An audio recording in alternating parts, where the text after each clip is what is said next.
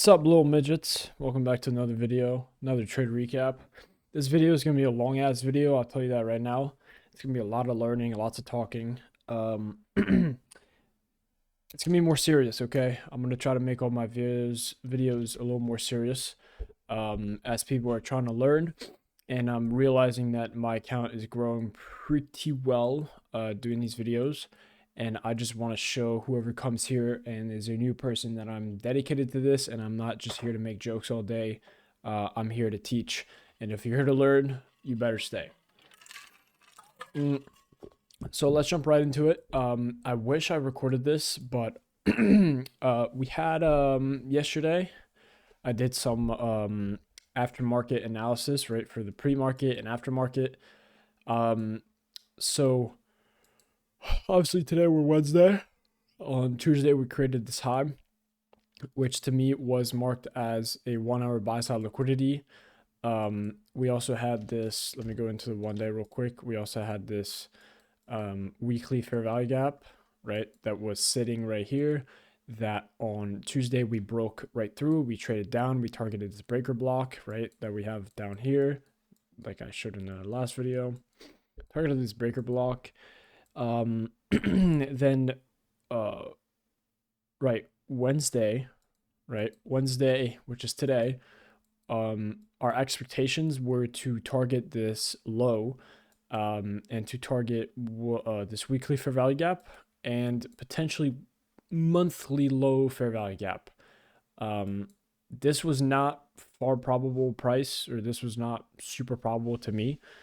What was probable to me was this weekly fair value gap. Did I go for it, or like did I trade all the way down to it? No, but did I take a trade knowing that there was gonna be bears today? Yeah. Let's look at the 4 hour. This is kind of messy, I'm not gonna lie. I have to clean up my charts a lot. Like this is very messy. So what I had was higher time frame external buy side up here. We had an order block, potential target pre-market, because I thought that's, we left off here. It's going to run up here, grab this order block. But really, when you see this, right, you have this weekly fair value gap. We're jumping back into this weekly fair value gap. It's hitting the top of this fair value gap to fill the fair value gap, if that makes sense. And not only do we have this top of this fair value gap, we also have buy side liquidity that's sitting right there. So in my mind, in pre-market, right, because this is Wednesday at 1 a.m. when I'm seeing this on the 4 hour, to me, this is very clear that this is going to come back down, right? This is going to sweep liquidity. It's going to sweep the fair value gap. It's not going to want to look for a higher move, because as you notice, right, there's also a fair value gap right here, right? Like it could easily fill this. But I need confirmation that it's not going to do that. And the buy side liquidity and the fair value gap showed me that. So what I want to do now is just delete this, because we're not going to reach for that anytime soon right now. Next order of business. Let's jump down to the 1 hour. So on the 1 hour, we notice that we have higher time frame external sell side liquidity that we could be targeting. I want you to remember, when we're in pre-market, we're entering this fair value gap, this weekly fair value gap, and this is what I was watching this morning, and I was actually unsure. If you know me, I'm very unsure with my bias pre-market. I'm always looking at different things, different charts. I'll talk about QQQ and what happened today at QQQ. Actually, I'll probably show you right now what happened on QQQ, even on the 1 hour. And this is why, dude, I love QQQ so much for its levels. It's so accurate. We have this 1 hour fair value gap that was formed from Tuesday pre-market into Tuesday's opening. Nice little red fair value gap. Might not think anything of it, but it didn't get filled, nor did it get touched any more time than Tuesday. So it came down, retraced all the way back almost to it, swept liquidity, came back, and then now look what we get on today. So today pre-market, we make a gap up, we create some liquidity up here, some highs. I'm just gonna mark them highs. Nice little, high, whatever.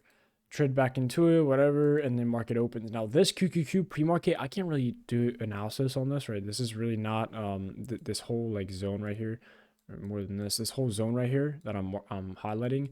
you can't really do analysis on this. It's not price action. You can't do anything. What I can do is mark the highs and lows, right? The highs are pretty important here because you not only have this fair value gap that's about, it's right there. It's only like a few cents away, not even $1. It's a few cents away from hitting this fair value gap, potentially running through it, which would show us bullish action on SPX, which is where we're going to take our trade. Because again, about here, I'm not going to lie, my bullish was neutral. I didn't know if we are going to be bullish or bearish until until we had our buy side, right? I was like, oh fuck, whatever. Actually, it wasn't even here. It was here, right here on this 7 a.m. candle. It's like when I woke up right here, I was like, oh fuck, like this is like we just hit sell side, right? So to me, when we hit this sell side liquidity, my brain is thinking we're gonna dump right away. But you have to remember, guys, this is pre-market. Pre-market doesn't dump like that. Pre-market doesn't have big moves because no one's trading pre-market unless it's like institutional banks or some shit, right? No one has the power to dump it pre-market. So there's going to be a low reaction, which is what we saw. Nice little run up. Now, what I didn't know is obviously this is the 9 a.m. candle. I didn't know if price was going to fucking pump up, right? Because it's a run up, right? It doesn't want to break this fair value gap. Notice on the 1 hour, it's not closing under this fair value gap, even though it just swept liquidity. But it's only a 1 hour buy side liquidity. That doesn't mean it's the biggest liquidity in the world. And there was more resting up here, or actually, never mind, there was none resting up here. But there's also a fair value gap here that could be filled. Like, there's a bunch of confluence up here that could come and grab. So I didn't know, right? And this is why I waited for market open to tell me what happened. Again, on QQQ, if you look on the 5-minute, right, we can see our highs in here on red, right? These are red. And we notice that this red fair value gap, right, the 1 hour fair value gap, price tapped into it and dumped, right? And now I'll explain this like even on the 1 minute, right? You can clearly see, oh, gotta go all the way back. You can clearly see, right, taps into it, breaker structure, boom, and this was 940, and this was off the liquidity sweep and the old highs or the pre-market highs, rejecting this fair value gap. So there's a lot of confluence, lots of PD arrays that was aligning up for me when I took this trade. Now, what trade did I take, you might think, or you might ask. Again, bias was neutral, but when I saw this, I was like, okay, well, now my bias is bearish, and I would like to get into a bearish trade. Now, this is going to seem like a lot, but it really isn't.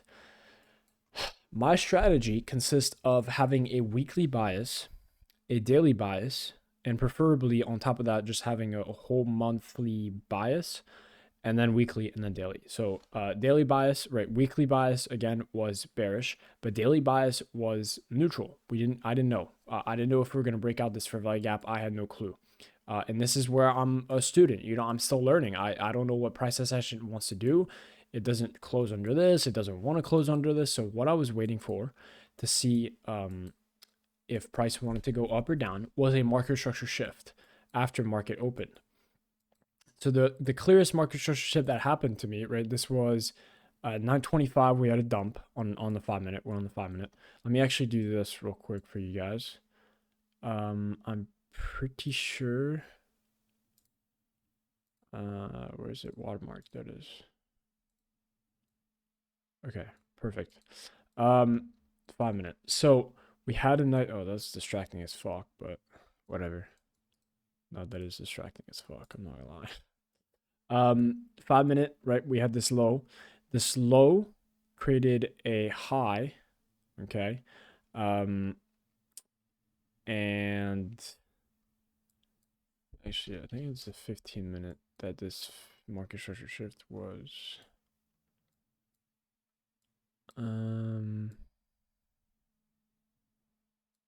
Right.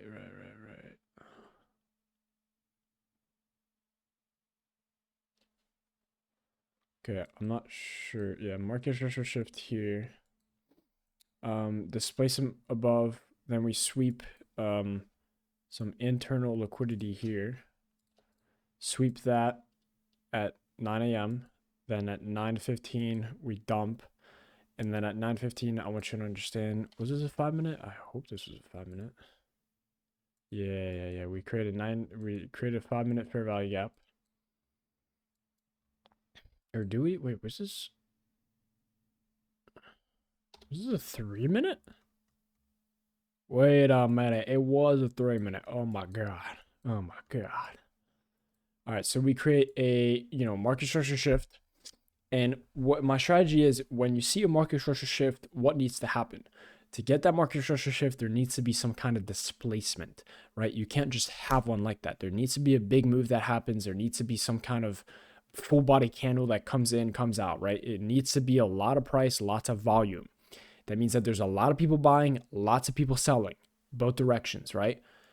And what that means is that there's probably somewhere in there a fair value gap that price needs to come back up to grab to then come back down. Okay. So now my analysis was, let's look for a fair value gap that price wants to come back and grab. So before this candle existed, right, we had this one down move, second down move, and then this third down move. And to me, from this candle and this candle, this is a 3-minute fair value gap, right? Market structure shift happens here after this whole thing. So it fills this gap. So I'm like, okay, well, this fair value gap already got filled. So it comes back down, comes down, creates this market structure shift. And then I'm like, okay, well, we have the fair value gap that was already created by that. Is there another fair value gap that was created on the 15-minute that could, what the fuck? That could possibly create some kind of reversal or entry model for us. And if you look on the 15-minute, it's really hard to tell if there's no fair value gaps here. If you look on the 5-minute, there's no fair value gaps that was created because it's all wicks. It's wicking up and down. So to me right now, the only fair value gap that's still standing is this 3-minute fair value gap all the way up here, right? Because for this move to happen, there's no fair value gaps here. Price even comes down at 9:35. It sweeps some lows here, some liquidity down here. It sweeps that. Actually, it's even down here. It sweeps down here, doesn't it?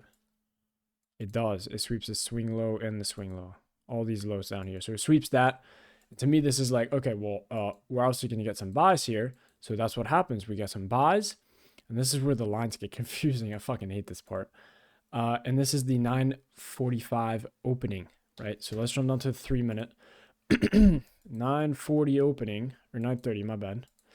9:30 is right somewhere here. Okay, yeah, my bad. Yeah, 9:30 opens, sweep this fair value gap. So we're like, okay, well, this has to be going bullish, right? This has to be going good. Like this has to be. But the thing is,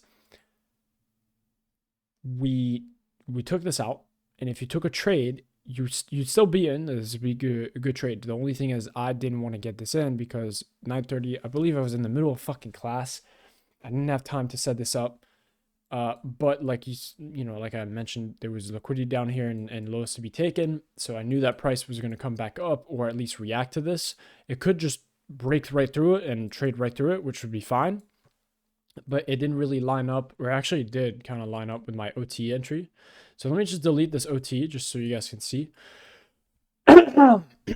What I like to do is draw a fair value gap. Obviously, after a market structure shift, we had this one that got filled. I'm like, all right, no biggie. Can't find another fair value gap to fill. So I'm like, fuck, maybe this fair value gap could help, like right here on the 3-minute. As you can see, price ran through it, okay, and used it as support. So what I did was, when I marked this, if it ran through it, I was like, okay, price uses as support, comes back into it, pushes up to where? Where was the next point of liquidity that it wants to grab? And it was actually up here, right? It wanted to reach these highs, if not this fair value gap, not just these highs. So we had this whole area here marked out, and I was like, oh shit, let me draw my OTE and discounted premium. So the OTE is from the swing high to the current swing low, which is down here at that time. Okay, and that gives us a perfect entry, model entry, from the 0.79, which bounced off this candle high, to the 0.705, which is the consequent encroachment of this fair value gap, if you will. Also gives us a nice reversal pattern right here, and a 0.62, like perfect. It's like a golden zone is what I call it, right? Golden zone. So I enter shorts there because I know that this liquidity will get ran through, which, as you can see from what it just happened, it gets ran through. This fair value gap also that was used as support will also get ran through, which it happened. So that's why I deleted it. This liquidity I just kept just to show you guys that it got ran through, right? And it got, pushed out. OT worked perfectly. I had a very tight stop loss, right? Obviously above these highs. If price were going to push back and get these highs, I would move my stop loss, or my stop loss would be set here. And if we'd grab these highs, we'd sweep. If it takes me out, it takes me out, right? Obviously my stop loss is a little tight here. I should have it like above these highs, obviously, if it wants to go bullish. But I had it very tight, which is very good, 2.5. But the what I was aiming for wasn't this breaker block, it was this external sell side liquidity. That's what I was aiming for. And again, if you even look on QQQ, right, this is the move we saw in the 1 minute. And the 1 minute was aiming down to get these levels down here. Whoops. What the fuck? Get these levels down here, right? So QQQ also had a target down here. When I saw this, I'm like, okay, there's only one way it can go is down. Did I know it was going to come down here? Yes and no. Yes and no. The first one, right, I targeted here, hit take profit, no problem. Didn't come back into my, we didn't even break even at all. Nice entry, nice risk to reward, nine to almost 10 to 2 risk to reward. Hit my take profit. And then what happened, this was around, right before lunch, a little bit of free time. And this was like in the bathroom. I remember doing this in the bathroom.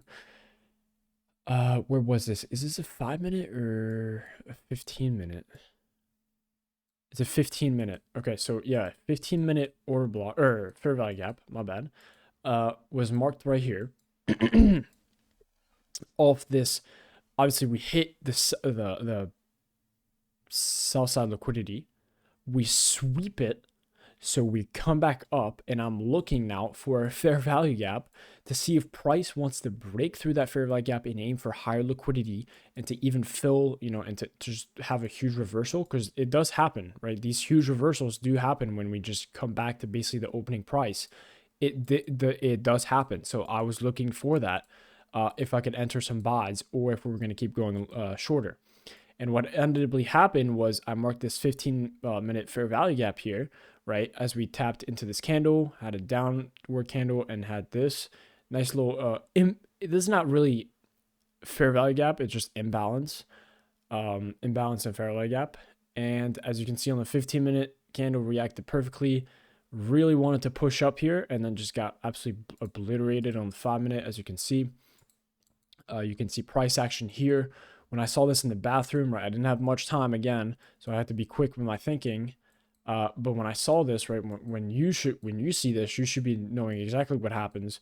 Fair value gap hits, gets rejected, comes back down, hits another fair value gap that it just created here, rejects off here, comes back into here, comes back to play, tests it again. This should be the move that we break through because it used support, right? It tested it, got rejected, used support, should break through all the way to these other fair value gaps, if not liquidity, if not old highs.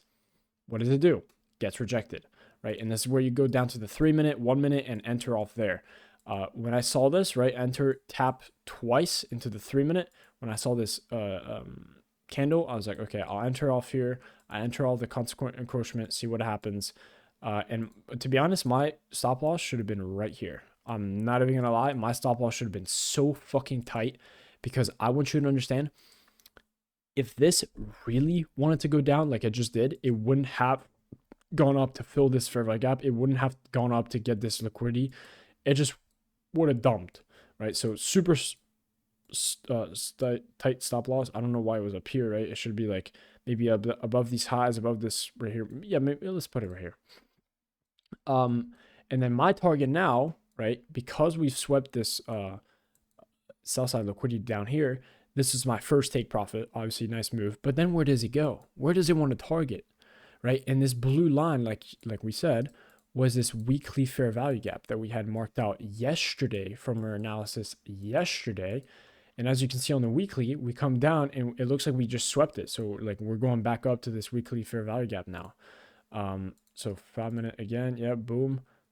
Target that. profit. I mean, I like what do I need to say? You know what I mean? And we almost reached down to here. There's probably some kind of order block down here that I missed. But these are the key levels that we had. Obviously, really nice down move first. Entered off the retest, fair value gap. You know, wanted to come back down. Price didn't want to come back up. Came all the way back down. Again, QQQ. Let's just look at it one more time so you guys can understand. 3 minute, right? 1 hour fair value gap. Didn't tap in until Tuesday. Came up, created highs, swept those highs, tapped into the fair value gap, came back down, came down to the weekly lows, whatever, this and that, or the weekly fair value gaps, came back up, tested the fair value gap again, got rejected again. This was still all in market, believe it or not. And then now we're in aftermarket waiting for price to either retrace back to here, break through it. I don't know. Let's see what happens tomorrow. You know what I mean? So that's the end of the video. If you guys liked it, make sure to leave a like, leave a comment, and subscribe. I'll see you guys in the next one. See, peace.